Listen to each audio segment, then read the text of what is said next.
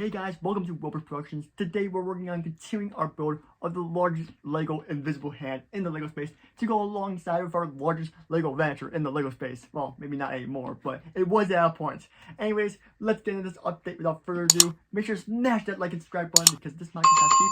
And let's get into it. To start with this update, we got 2 purchase orders in, one from Bricklink and one from LEGO, and it was a total of $90. So guys, this is expensive. Please subscribe. So the first thing we're going to do with these parts is actually complete the hangar. Now, it's been complete for a little bit, but there's been little gaps missing and there's little things that haven't been filled in. For example, the main circle needed some dark bluish gray tiles around the rim, and there's just a few little holes that need filling in. So that way we can say officially that we are done with this hangar.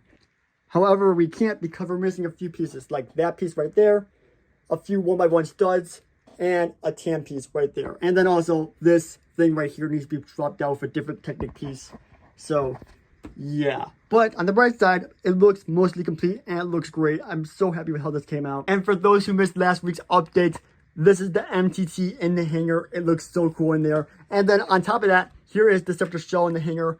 It just looks great, and I'm really happy with how this is all coming together. Now, let's switch our focus to the front end of the ship. So taking a look at the front end, some things I would like to work on right now is adding a Technic support system that goes from here to here, so we can strengthen this center core section a bit. And then also, I would like to extend the front further to this section over here. So that way, we have more of a defined build. So let's get into it right now. So we began to work on adding the top Technic beams across the whole top, except for the back portion, because I don't know how I want them to connect yet with the second part of the ship. But then I decided to continue my work and work on the front end of the ship and add a bunch of stuff to the other side of it by adding Technic beams and some big 16x16 plates. And then I decided to continue that top beam and push that to the front. Alright, the Dreadnought is looking massive. I just can't believe how big this thing is actually coming out to be. It might actually be bigger than the Vanisher, which is not a good thing. But at the end of the day, I'm probably going to make modifications to the Vanisher to make it bigger one day. So does it really matter? No. So I'm just making this thing as big as possible. And it's coming together rather well. I mean, like, just seeing that back hanger over there looks great. And then now we got this whole big front section as well. It's great. I'm really happy about it. So now we're going to try to continue to work on this a little bit and connect these 3 sections together. And then we're going to work on connecting those 3 sections together. Alright guys, we've made a lot of progress. We've added some support beams on the bottom, which I may or may not keep. I'm not 100% sure yet because they look really cool. Like aesthetically, they look cool. But realistically, it's going to get hard for me to grab in between here to grab made figures and stuff. And since this layer won't be coming off of this layer, it's going to be kind of hard to grab made figures in between there. But like, it looks cool. It's like a truss support system, right? It looks cool. But here's the real progress that we made. So over here, we have this wall, and I am working on this because, as you guys know, this ship does divide in half right here to recreate that scene from Revenge of the Sith where the ship splits in two. So right now, I'm working on some walls to recreate some greebling that sticks out right here. However, I don't love how it's coming together. I don't think it's detailed enough, so I kind of want to rebuild it and make it more greebly in a sense. Like, I want to add more greebling to make it look like the ship is coming apart more. But the whole reason why I'm working on this wall right now is because I want to make a connection between here and here, the top section of this ship right here. So that way I have another secure connection between the front half of the ship and the second half of the ship when they come apart and separate. Alright, so we've made some progress on rebuilding this wall. I think it looks a lot more greebly. There's a lot more stuff going on inside here. There's some wires, there's some real hubcaps, whatever. There's some grill pieces. It looks a lot more messy. So when this thing actually falls apart and breaks in two, it'll look a lot better. And then once we add the fire effect pieces inside there, it'll look even better.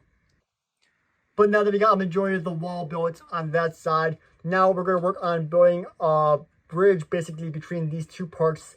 That will be somewhat of a Technic structure that will look like this a little bit and connect the 2 sections together, which will then connect to this section right here. Alright, so we have a little roof progress up here. However, I realized that this is the top of the ship. It can't be much taller than that. So like when the paneling goes on the side, it's going to hit right here, which is where that connection would be. So now I realize that I have to make this Technic connection lower and then hopefully make some sort of strong connection right here. I don't know how this is going to work. it seems like it's going to be very complex and over-engineered, and I'm not happy about that. But it is what it is.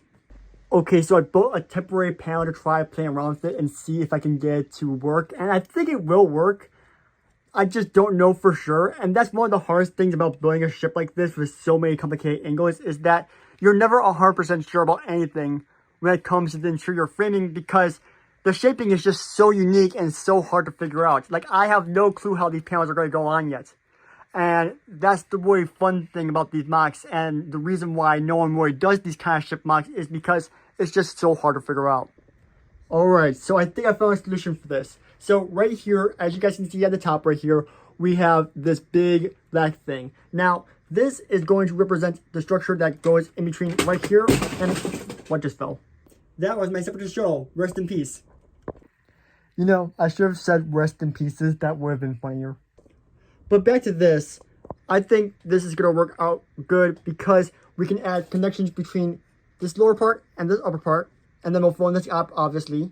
And then we also have connections that go from inside here through here. So it's a very strong connection. It moves to the ship, and we haven't even connected it yet. It's good, it's strong, and I'm very happy with it. Now, how we're going to connect it up top here is we're going to be adding support beams up here, and that's going to work great for that. So let's build it, and I'll show you how it works. Alright, so we've now built it up top here, but I just want to take a minute to show you what this ship looked like separated right now, and this looks absolutely great. I'm so happy with how this rebuilding is coming out. Like, all these are strong, I can flick them, and they're not falling. Ah! Well, that was bad.